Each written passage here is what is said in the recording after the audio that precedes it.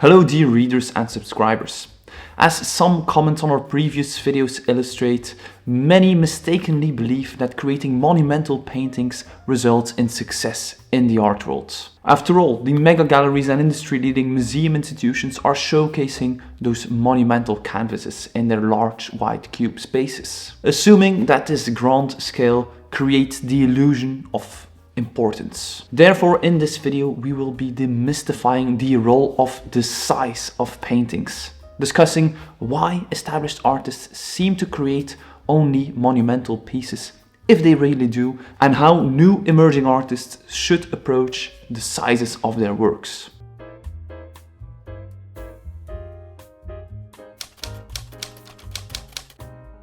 As mentioned earlier, people often assume that established painters, are successful simply because they go big with their works, and the bigger the better, and that the art world responds to this. However, in this common misconception, we're confusing cause and effect. Artists are not established because they paint big, but they are painting big because they are established. Artists like Gerhard Richter and his popular large-scale abstract paintings made with squeegees, or Nero's characteristic figurative compositions on a scale reminiscent of historical painting, began their careers primarily with smaller sizes suited for private collectors, as most artists do. However, as they climbed the ladder of institutional and critical acclaim, there was this transition in their work that they started to create these monumental pieces, and there are a few reasons for it. First and foremost, very simple, established artists have more resources, more space, and the galleries can also cope with the large sizes and the shipping cost and possible storage issues. So they do it because they can. However, additionally and more importantly, once artists reach a certain level, their audience shifts from private collectors to renowned public and museum collections, requiring larger formats. Private collectors who predominantly focus on purchasing art from new emerging artists will most often prefer smaller works because it can fit into their home, and also they can kind of diversify their collection. They can acquire a couple of pieces that fit on that one wall where only one monumental piece could be installed. Whereas the institutions and the museums or the very prestigious collections prefer the larger formats because they are often more important artworks, real cornerstones from their oeuvre, but also of course because it suits their spacious environments. On the other hand, established artists and especially their representation, their galleries, prioritize those institutions and those prestigious collections over private collections.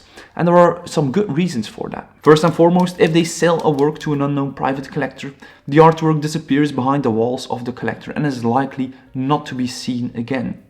Whereas with museum collections or important corporate and private collections, think of the collection of Louis Vuitton, which exhibits their collection at the Fondation Louis Vuitton in Paris, or renowned private collectors such as Dorothy and Herbert Vogel, who are true ambassadors for the artists they collect, and even donated their collection to the National Gallery of Art. They make sure that the artwork remains visible and accessible to the public. They still work with the artworks to ensure the legacy of the artworks and therefore also the value of the artwork within their collection. Another very important aspect consists of the possible perils of the secondary market. Galleries are responsible to protect the market for their artists, to make sure that it remains stable and preferably with a steady upwards trend. And the secondary market can be very dangerous because it can disrupt this. So let's illustrate this. Let's say galleries would not care about who they sell their works and do not prioritize the museum institutions over the private collectors, which also include a lot of opportunistic collectors who are speculators with the work. In this case, if they purchase an artwork only to go a few moments later to auction, trying to make a profit on the artwork, there are two options. First option is that it gets sold or not sold at all for a rather low price, which directly affects the selling history of the artwork and also its value, if this especially happens over and over again. On the other hand, option B, if the artwork sells for a stellar price. One might think that this is a positive thing for the selling history of the artist, but it can result in a very negative after effect in which all the private collectors who have an artwork from this artist also want to cash in and are being tempted to bring that work to auction all at the same time because they saw that multi-million-dollar sale. And they think the time is right to have a return on their investment. So all these collectors start to dump work of the same artists on the secondary market. However, the highest bidder who paid such a terrific price is already gone. And instead of one work being available on the secondary market, all of a sudden there are numerous works available, resulting in, because of the law of supply and demand, that the price will lower drastically, disrupting the market for this artist once more. So if you hear that certain galleries do not sell art to anyone and prioritize only their prestigious and public collections, it's not because they're trying to be pretentious or feel that they are better than others. It's simply to protect their artists and also to protect the market for their artists. However, despite this focus on monumental works at major art exhibitions for those museum collections, artists continue to produce smaller paintings both for artistic and commercial reasons. Certain subjects simply demand smaller, more intimate sizes. For instance, the eerie portrait paintings by Michael Bormans achieve their emotional impact because of its small scale and its intimacy. Whereas on the other hand, artists such as Anselm Kiefer can really showcase their skill and technique and vision if they go bigger. On the other hand, commercially speaking, large artworks demand considerable more time, resources and logistics, limiting the number of artworks an artist can realistically create each year.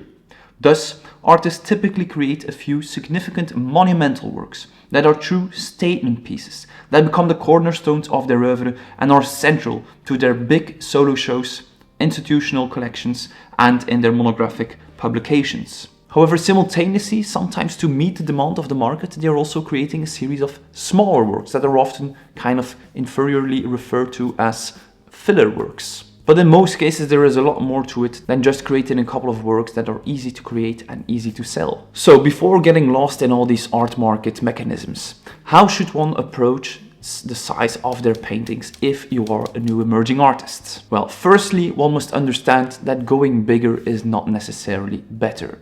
In fact, it can really harm your career because when you're starting out and the demand from these institutions is not there for your work, it does not make any sense to create these large paintings. As an unknown artist, large canvases are difficult to sell. They take a lot of place, they are expensive to create, to store, to ship, and the price will also naturally be higher. So early career artists investing excessively in large paintings to impress risk accumulating unsold inventory, wasting resources and potentially discouraging gallery support because the works are simply not selling and therefore not worth investing in. A financial reality one cannot escape. Instead, one can go for a more strategically sound approach in which you try to match your artistic output in terms of size with the market's behavior, the behavior of collecting.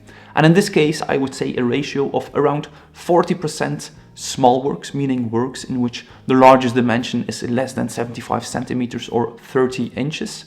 40 to 50% medium-sized works, meaning between 75 and 150 centimeters or 30 and 60 inches. And then only 10 up to 20% of large works to really make a statement. So artworks that are bigger than 150 centimeters or 60 inches, the cornerstones of that solo show that you're not only creating to sell, but also to make an impact, to impress. They might not purchase this particular work, but that particular work might convince them to purchase a smaller work in the show that they can afford and can hang in their home. Please note that the suggested ratio aligns well with the market data when it comes to collecting art. However, this approach will always be different depending on the artist and of course on the art. The art in the first place needs to dictate the size. Some paintings work really well when they're small, others work really well when they are large. For instance, yesterday I visited a show in Antwerp by Victor Paukstelis at VCRB Gallery, and his works really need to be a bit bigger to make sense. And on the other hand, for instance, Maya Makino, who will be having a solo show in the foreseeable future with our Kai Gallery program, her small panels work really, really well.